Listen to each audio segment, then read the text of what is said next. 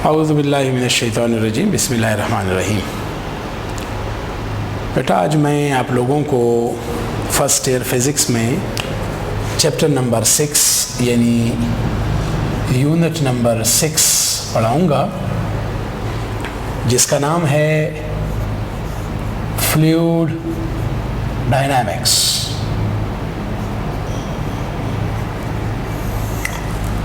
सबसे पहले डिस्कस करेंगे कि फ्लूइड्स क्या हैं।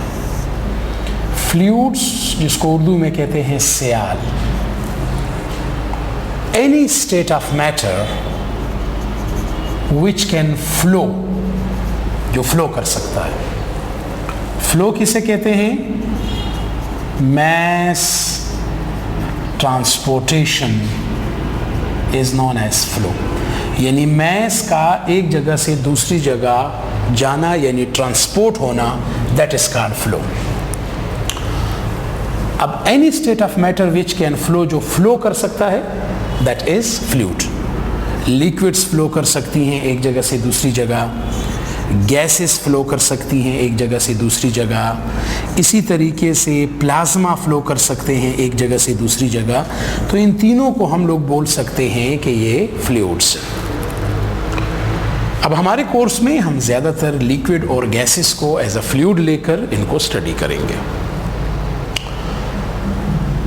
अगर आपको ये डिफिनीशन अच्छी नहीं लगती कि एनीथिंग विच कैन फ्लो, एक और डिफिनीशन भी है, लेकिन वो थोड़ी सी आपके लेवल के मुताबिक नहीं है। वो ये है कि एनी स्टेट ऑफ मैटर, मादे की हर वो हालत जो कि do not resist any deformation. Deformation कहते हैं बिगाड़ को। आप एक बॉडी है, उसमें कोई बिगाड़ पैदा करना चाहते हैं, मिसाल के तौर पर ये मार्कर है, मैं इसकी शेप में बिगाड़ पैदा करना चाहता हूँ, इसको थोड़ा सा ट्विस्ट करना चाह रहा हूँ, तो ये रेजिस्ट कर रहा है, तो ये फ्लूइड नहीं है। फ्लूइड वो है जो रेजिस्टेंस ना कर सके। पानी है, पानी को आप थोड़ा सा उसके ऊपर हाथ फेरें तो बजाय इसके कि वो रेजिस्ट करेगा, रेजिस्ट करने की बजाय वो मूव कर जाता है एक जगह से दूसरी जगह।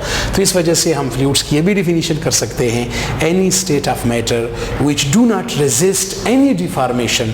और इसके पीछे रीज़न ये है कि एक चीज़ होती है जिसको हम बोलते हैं शेयर मॉडुलस। इंशाअल्लाह ताला हम आगे पढ़ेंगे। एक्चुअली फ्लूइड्स का जो शेयर मॉडुलस होता है वो ज़ीरो होता है, लेकिन खैर है, आप इसको छोड़ें, आप ये डिफिनीशन करें कि fluids are those things which can flow, और उसमें लिक्विड्स, गैसेस और प्लाज्मा आ जाता है। हम ज़्यादातर डिस्कशन जो करेंगे वो हम लिक्विड्स और गैसेस की करेंगे। लिक्विड्स भी जो हम ले रहे हैं उसमें हम ज़्यादातर लिक्विड्स जो होगा जनाब, हम पानी लेंगे, हम ज़्यादातर पानी को डिस्कस करेंगे। अब अगर आप फ्लूइड लेकर उनको डिस्कस कर रहे हैं रेस्ट में, तो इसको हम बोलते हैं फ्लूइड स्टैटिक्स। ये फ्लूइड स्टैटिक्स बेसिकली मैकेनिक्स की ब्रांच है। It is the branch of mechanics in which we study the fluids at rest. अब अगर फ्लूइड आप पानी ले रहे हो और उसको रेस्ट में स्टडी कर रहे हो, तो फिर इसको फ्लूइड स्टैटिक्स की बजाय हाइड्रोस्टैटिक्स भी हम कहते हैं। Hydro mean water, statics mean rest. So the branch of mechanics in which we study the fluids at rest is known as fluid static. If the fluid is water, then it is called hydrostatics. बिल्कुल इसी तरह बेटा एक है fluid dynamics. Dynamic कहते हैं motion को, यानी फिर हम इसमें फ्लूइड को स्टडी करेंगे मोशन में। इसको फ्लूइड डायनामिक्स भी कहते हैं, इसको हाइड्रो डायनेमिक्स भी कहते हैं। हाइड्रोडायनेमिक्स ज़्यादातर उस वक्त इस्तेमाल होता है जब आप पानी को लेकर मोशन में हो और आप उसको स्टडी कर दें। तो fluid statics is that branch of physics, is that branch of mechanics in which we study the behaviour और the properties of fluids at rest. And if the fluid is water then it is called hydrostatics, and if you are studying the fluids in motion then it is called fluid dynamics. If the fluid is water then you may generally call it hydrodynamics.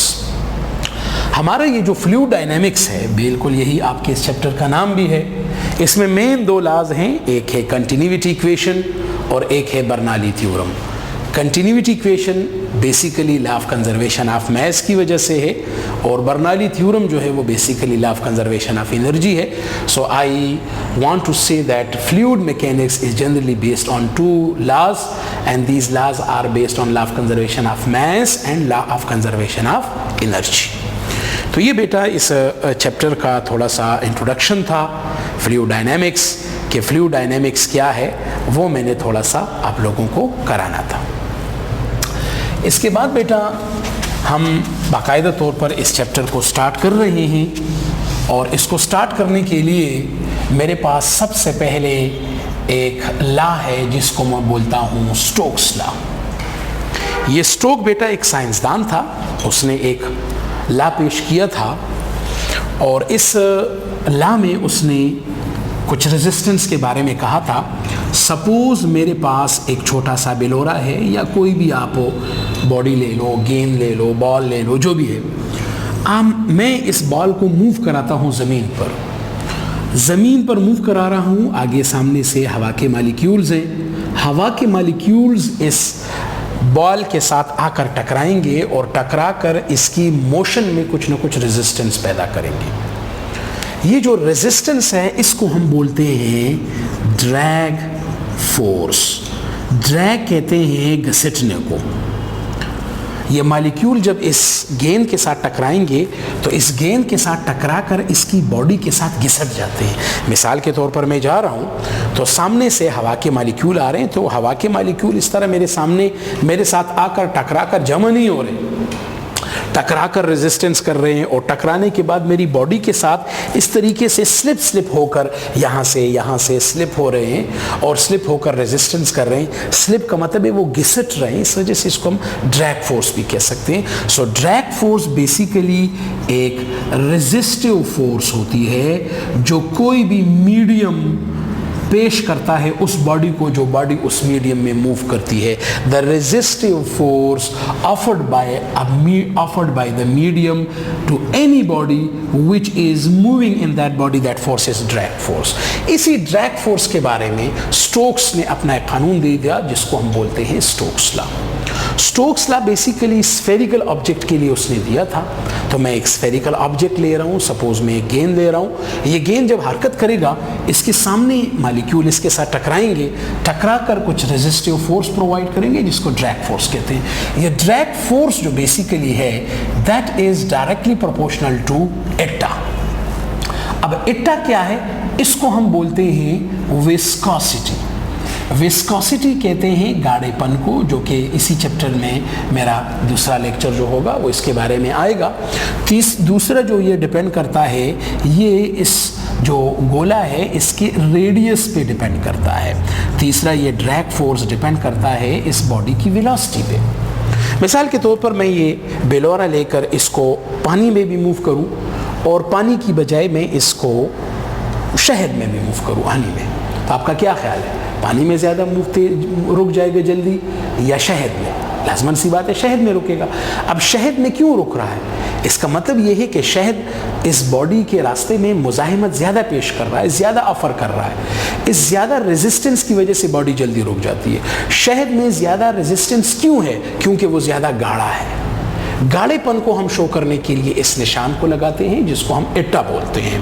तो इसका मतलब ये है कि पानी में resistance कम है और शहद में रेजिस्टेंस ज़्यादा है। शहद में रेजिस्टेंस क्यों ज़्यादा है? क्योंकि उसका गाढ़ापन ज़्यादा है। तो जब गाढ़ापन ज़्यादा होगा तो हम कहेंगे रेजिस्टेंस यानी ड्रैग फोर्स भी ज़्यादा होगी। सो the drag force has a direct relation with the viscosity of that medium in which the body is moving. दूसरा ये ड्रैग फोर्स डिपेंड करता है इसके रेडियस पर। जाहिर है अगर इस गोले का रेडियस ज़्यादा होगा तो ये बड़ा होगा, सामने से ज़्यादा मॉलिक्यूल इसके साथ टकराने का चांस होगा तो रेजिस्टेंस भी ज़्यादा होगी। अगर गोला छोटा होगा, कम मॉलिक्यूल टकराएंगे, चांस भी कम होगा। तो इसका मतलब ये है कि जब रेडियस ज़्यादा है तो ज़्यादा मुज़ाहिमत होगी, तो रेडियस के साथ भी इसका डायरेक्ट रिलेशनशिप है। बिल्कुल इसी तरह जिस तरह एक बंदा साइकिल पर बैठ कर जा रहा है, अगर एक पतला बंदा जाएगा तो उसके सामने कम मॉलिक्यूल टकराएंगे, अगर एक मोटा सा बंदा जाएगा सामने से ज़्यादा मॉलिक्यूल टकराएंगे क्योंकि पतले बंदे का जो रेडियस आप उसे कह दें, जो भी कह दें, मतलब उसका साइज कम है तो कम मालिक्यूल टकराएंगे, ज़्यादा साइज होगा तो drag force has a direct relation with the radius of that object which is moving in the medium. तीसरे ये डिपेंड करेगा वेलोसिटी के साथ। जब ये बॉडी तेज़ी से जाएगा ना, जब इसकी वेलोसिटी ज़्यादा होगी तो जो मालिक्यूल्स एक सेकेंड में टकरा रहे हैं वो भी ज़्यादा होंगे। लेकिन अगर ये स्लो जाएगा तो एक सेकेंड में मालिक्यूल भी कम टकराएंगे। इसका मतलब जब वेलोसिटी ज़्यादा है, मालिक्यूल ज़्यादा टकरा रहे हैं तो मुज़ाहमत भी ज़्यादा है। बिल्कुल उसी तरह जिस तरह एक बंदा साइकिल पे जा रहा है, जब वो स्लो जाएगा तो कम मालिक्यूल टकराएंगे एक सेकंड में, जब वो तेज़ जाएगा ज़्यादा मालिक्यूल टकराएंगे। ज़्यादा मालिक्यूल टकराने का मतलब ये है कि रेजिस्टेंस ज़्यादा है। So the drag force is directly related with the velocity of the body in the medium. इन तीनों को बेटा जब हम कंबाइन करेंगे तो हमारे पास इस तरीके से आ जाएगा इटा आर वी। जब हम इस प्रोपोर्शनैलिटी को ख़त्म करेंगे कुछ ना कुछ कांस्टेंट लगेगा। इस कांस्टेंट की वैल्यू है 132 डिवाइडेड बाई 7, जो कि हम इस तरह भी लिख सकते हैं 6 इंटू 22/7, या हम इस तरह भी लिख सकते हैं 6 इंटू पाई। जब ये लगा दूंगा तो जो ड्रैग फोर्स होगा बेटा 6 पाई इटा आर वी आ जाएगा। ये एक फार्मूला आ गया। इसी फार्मूले को, इसी स्टेटमेंट को हम स्टोक्स लॉ कहते हैं। हमने ज़्यादातर किताबों में डायरेक्ट ही आ जाता है। अगर आप चाहें तो आप ये सब कुछ नहीं भी कह सकते, डायरेक्ट भी लिख सकते हैं। तो आप इसकी स्टेटमेंट किस तरह बताएंगे कि what is Stokes law? Stokes law says that if a particle of radius r moves with a velocity v in a medium having viscosity eta, then the drag force acting on the body will be equal to 6 pi eta rv. This is the statement of Stokes law. So what is Stokes law? Stokes law states that, आपने जिस तरीके से लिखना होगा, if a particle of radius r moves with a velocity v in a medium having viscosity eta, then the drag force acting on the particle is equal to 6 pi eta rv. This is known as Stokes law. लेकिन ये याद रखें कि यहाँ पे velocity के साथ direct relationship है। याद रखें ये उस वक्त होता है जब बॉडी स्लो जा रहा हो। फास्ट मूविंग ऑब्जेक्ट्स जिस तरह बुलेट हो गया, या मिसाल के तौर पर जेट जहाज हो गए जो बहुत तेज़ी से जाते हैं, उनके लिए फिर v नहीं होता, v का स्क्वायर होता है। चूँकि हमारे कोर्स में हम फास्ट मूविंग ऑब्जेक्ट्स हमारे पास ज़्यादा हम डिस्कस नहीं करेंगे इस चैप्टर में, तो हम स्टोक्स लॉ सिर्फ वी लगाएंगे। तो बेहतर ये है कि आप स्टेटमेंट फिर कुछ इस तरह करो कि what is Stokes law? Stokes law says that if a particle of radius r moves with slow velocity या moving slowly with the velocity, इस तरह कह दें कि what is Stokes law? If a particle of radius r moves slowly with a velocity v in a medium having viscosity eta, then the drag force acting on the particle equal to 6 pi eta rv. This is known as Stokes law. तो ये जनाब Stokes law है। इसी Stokes law को अब हम थोड़ा सा इसकी मदद से हम डिस्कशन करेंगे। सपोज मेरे पास एक छोटा सा, जनाब ये स्टोक्स लॉ था, स्टोक्स लॉ ख़त्म हो गया। इसके बाद मैं डिस्कस कर रहा हूँ कि मैं एक बॉडी ले लेता हूँ और उस बॉडी को लेकर मैं हवा में छोड़ देता हूँ। कोई भी बॉडी हो, ये मार्कर आप ले लें, आप कोई भी चीज़ ले लें, मिसाल के तौर पर मुख्तलिफ़ चीज़ें आप ले सकते हैं। सपोज़ मेरे पास ये एक छोटी सी बॉडी है जिसको मैं हवा में छोड़ देता हूँ। जब हवा में मैं इसको छोड़ देता हूँ, याद रखो जैसे ही मैं इस मार्कर को छोड़ूंगा, ज़मीन इस पर नीचे की जाने फोर्स लगा रही है mg, और इसी फोर्स की वजह से ये बॉडी नीचे की जाने मूव करने लग जाएगा। लेकिन जैसे ही मूव करेगा, हवा के पार्टिकल्स इसके साथ टकराकर इस पर कुछ resistance, resistive force, drag force वो लगना शुरू हो जाएगा।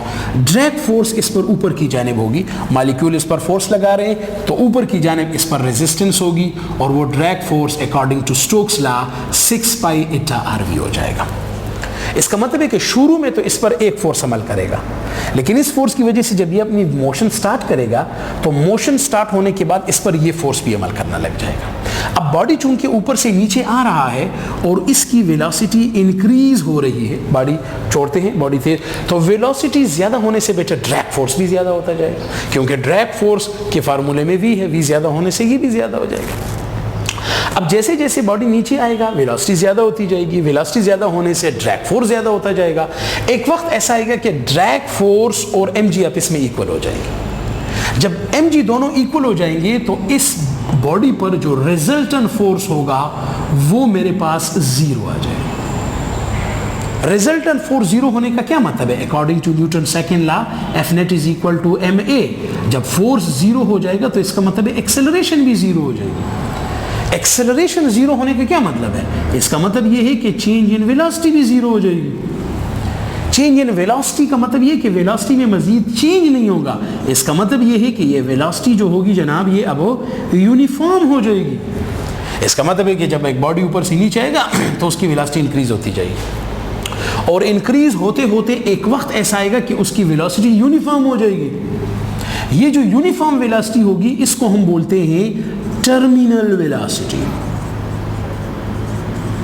और ये भी याद रखें कि ये यूनिफॉर्म भी होगी और यूनिफॉर्म के साथ साथ ये मैक्सिमम भी है, क्योंकि शुरू में इसकी वेलोसिटी कितनी थी?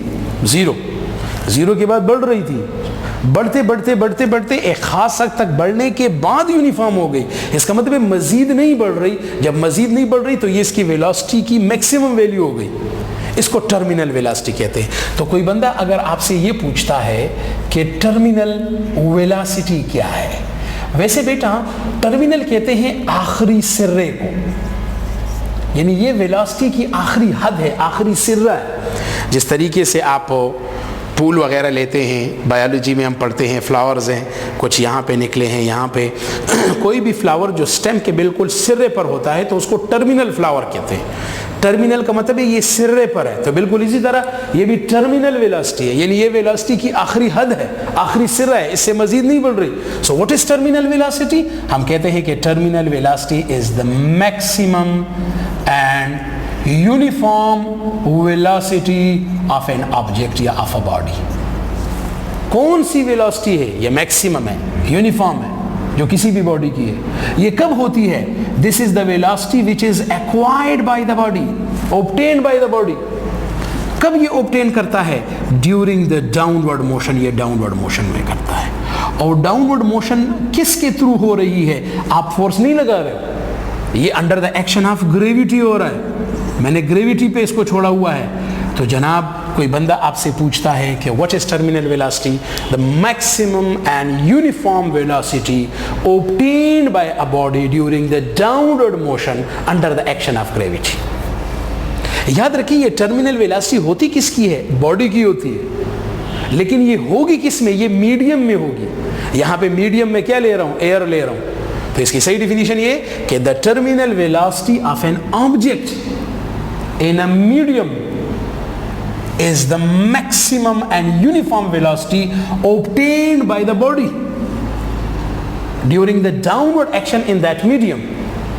इसको जनाब हम बोलते हैं टर्मिनल वेलोसिटी। याद रखिए जब टर्मिनल वेलोसिटी पहुंच जाती है तो इसके बाद बॉडी यूनिफॉर्म वेलोसिटी से जाता है। ये जो पैराशूटर्स हैं ना, पैराशूटर्स, उनके साथ भी यही है।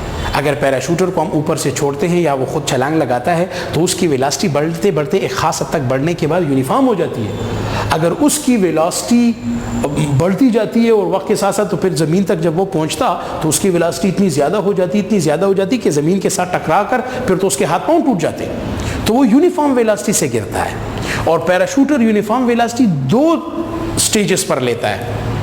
पहले जब वो छलांग मारता है तो जब वो गिरता है तो उसकी एक वेलोसिटी यूनिफॉर्म हो जाती है, यूनिफॉर्म वो टर्मिनल वेलोसिटी है। फिर जब वो पैराशूट खोलता है तो फिर दोबारा उसकी मोशन में चेंज है, क्योंकि पैराशूट खोलने से उसका जो रेडियस है, वो जो एयर है जिसके साथ, वो जो एरिया है जिसके साथ एयर पार्टिकल्स टकरा रहे हैं वो ज़्यादा हो जाता है, जिसकी वजह से रेजिस्टेंस ज़्यादा हो जाती है। रेजिस्टेंस ज़्यादा होकर दोबारा उसकी मोशन में फ्लक्चुएशन आ जाती है और दोबारा फिर वो यूनिफॉर्म वेलोसिटी से जाता है। तो पैराशूटर 2 दफ़ा ये अटेंड करता है।